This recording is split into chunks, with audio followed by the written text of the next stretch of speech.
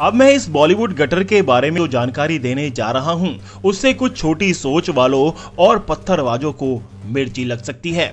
इसी वजह से पहले ही अपने पास में बरनौल लाकर रख लें ताकि दर्द और मिर्ची कम लग सके। भारत देश की सिनेमा इंडस्ट्री अर्थात बॉलीवुड के दोगलेपन से हम सब काफी समय से वाकिफ हैं। कला के नाम पे ये अनगिनत अपमानजनक सामग्री बनाकर बेच रहे हैं, ठीक वैसे ही जैसे किसी ने अपनी मर्यादा बेच दी हो। अब दूर से चमचमाता हुआ ये काल सर्पी गटर बड़ा ही आकर्षक दिखता है। बहुत ही गिने चुने व्यक्ति हैं जो सामाजिक दृश्य की सही रूप से प्रस्तुति करते हैं। अब बॉलीवुड के दूषित गर्भ से एक और अपमानजनक फिल्म का जन्म हुआ है जिसका नाम है आदि पुरुष। जी हाँ, हमारे मर्यादा पुरुषोत्तम श्री राम के शौर्य और शिक्षा को अमर्यादित रूप से प्रस्तुत करने की कोशिश की गई है और माता सीता की झलक ऐसे दिखाई गई है जैसे पुराने फिल्मों की मधुशाला। अब राम भक्त श्री हनुमान जी की भक्ति और तप का उपहास और शिव भक्त प्रकांड पंडित रावण की भी भर्त्सना की गई है।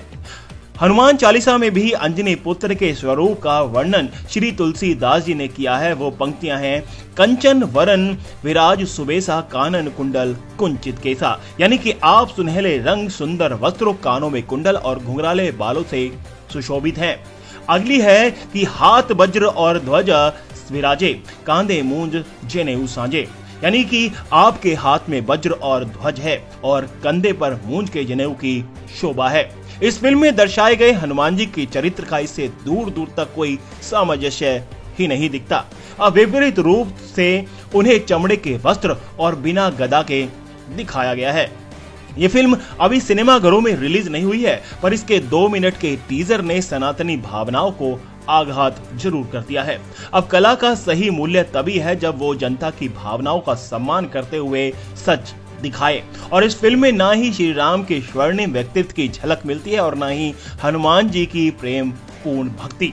अब सात्विक स्वभाव के हमारे देवगणों को चमड़े के वस्त्र में दिखाया गया है और हनुमान चालीसा तक बहुत ही सुंदर व्याख्यान करती है।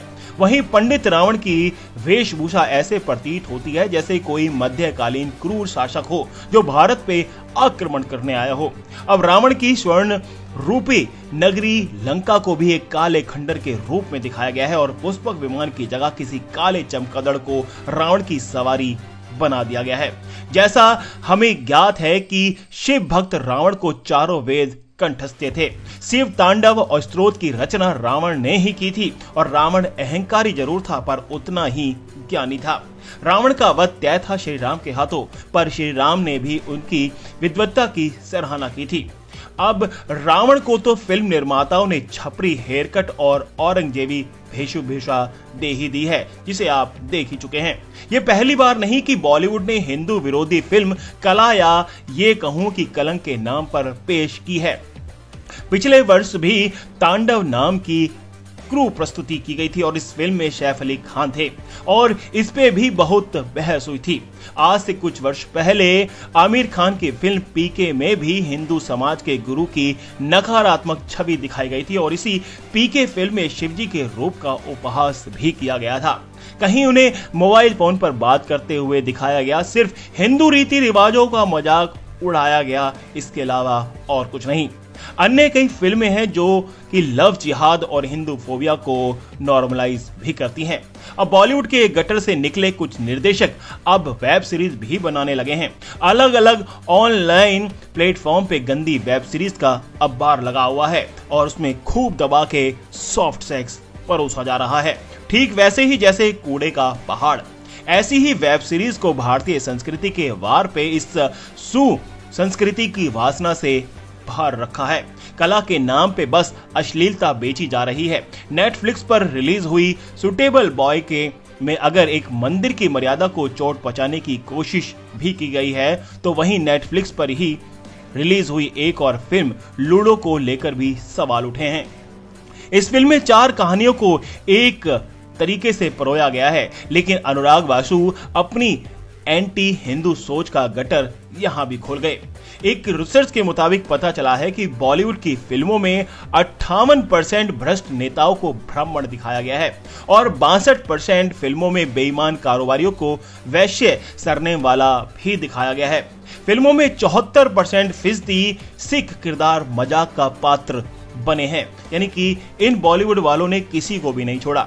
जब किसी महिला को बदचलन दिखाने की बात आती है तो 78% बार उनके नाम ईसाई वाले होते हैं। 84% फिल्मों में मुस्लिम किरदारों को मजहब में पक्का यकीन रखने वाला बेहद ईमानदार दिखाया गया है। यहां तक कि अगर कोई मुसलमान खलनायक हो तो उसे उसूलों का पक्का भी इस फिल्मों के जरिए दिखाया गया है।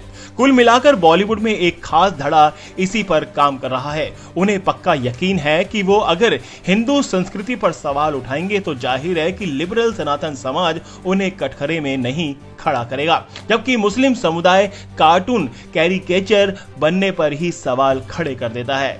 यही वजह है कि कुछ फिल्मों में हिंदू धर्म के प्रति पक्षपाती रवैया देखा गया है।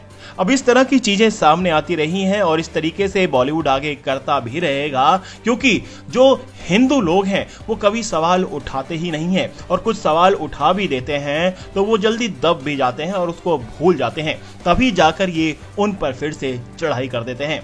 अगर ऐसे ही अपने आप पे चढ़ाई करनी है तो एक दिन ऐसा आएगा कि आपकी माँ बहनों पर भी ये ऐसे कट्टरपंथी चढ़ाई करने लग जाएंगे। तो इससे पहले आप सभी लोग समझ जाएं, हमारा काम था आपको सही चीजें बताना और इसके बाद भी अगर आप नहीं जागे तो फिर आपकी मर्जी।